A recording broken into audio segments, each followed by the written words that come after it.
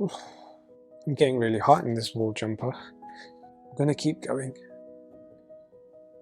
God, I can easily stress myself out about things. I'm a bit of a perfectionist. I overthink way too much than I should do, and I think I'm just causing myself a lot of stress.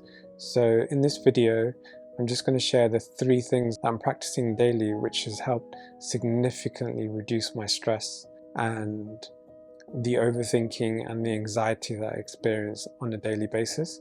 And it's been pretty impressive how simple yet challenging it can be. So let's get into the first one. The first thing and the most crucial part is, how well do you respond to stresses? Like, that has been the key to almost reprogramming your brain to respond differently. So if you're in a situation where you panic, let's say a recent example, and it's the silliest, most trivial example ever. Like, I bought this jumper and I put it into the wash as I normally do, and it came out and it was shrunk, like 2 times smaller. And I was so frustrated because I really liked this jumper and I loved the color of it, and I just wanted to add a bit of color to my wardrobe. And so I started stressing out. And I don't verbally have to say it out loud, but if I'm saying it in my head, if there's thoughts running through my head, that is a form of stress. And then that elicits emotional stress, like a frustration, anger, being upset. Doesn't matter what the scenario is. So the first thing, I automatically was programmed to just stress about it, and then I decided, right, how well am I responding to my stresses? And I realized I need to stop. I need to calm down. I need to be more neutral. And that's exactly what I did. It took about 5 minutes of realizing that I was panicking and stressing out and freaking out. I closed my eyes, I took a deep breath, and I realized I need to stay calm, because this is what I'm teaching my brain. So every time any stressful situation happens, I'm always going to react the same way. So the more I practice to stay calm and neutral in stressful situations, the more that my automatic response or reflex reaction will be to stay calm and neutral. The more I've done this, it really works. It's pretty surprising. And I've also noticed, like, a lot of, I guess, symptoms in my body have reduced significantly as well, which has been a huge bonus. Another thing I've realized is, whenever I get stressed in a situation, it could be based on situations that I've experienced in the past and I feel like it's going to happen again at the time, or perceiving a fear that's going to happen in the future, which hasn't actually happened. So when you put those two together, people are automatically going to stress out. They're going to freak out. So now, as soon as I know I'm on the verge of panicking and stressing about something, I tell myself, focus right here, right now. There's no danger, there's nothing to fear right here, right now. Whatever happened in the past was the past, and it doesn't necessarily mean it's going to happen again.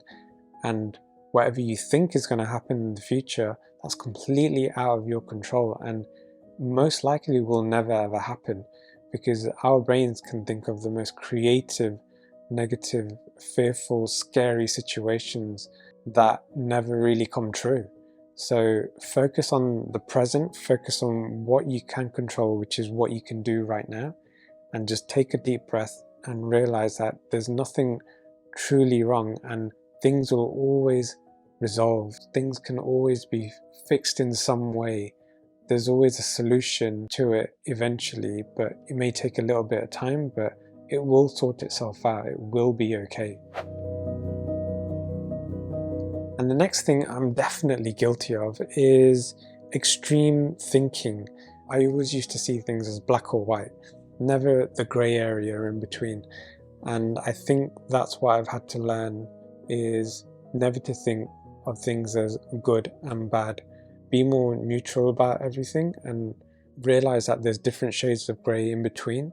Like, if you have an opinion about, let's just say if it was a car that you're thinking of buying, and you know that VWs have electrical faults, so that's a bad car. and you should always stay away from it and you should never buy one. But there's so many people with VWs and they're perfectly fine, they're perfectly happy. So there's a good chance that your opinion may not be true. And it just really does depend on the individual or that particular car.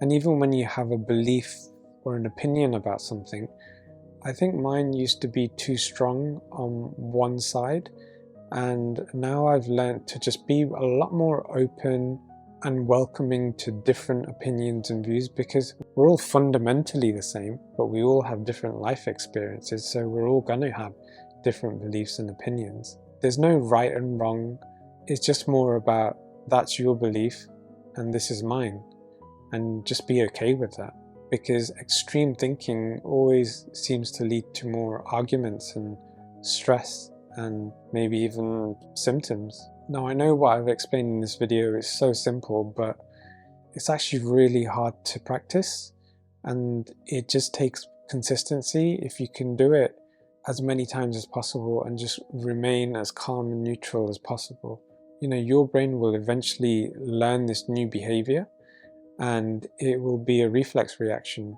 and you will automatically stay calm in these stressful situations. It's been so surprising how much it's made a difference in my life in any kind of scenario now. It has a huge impact on my health too.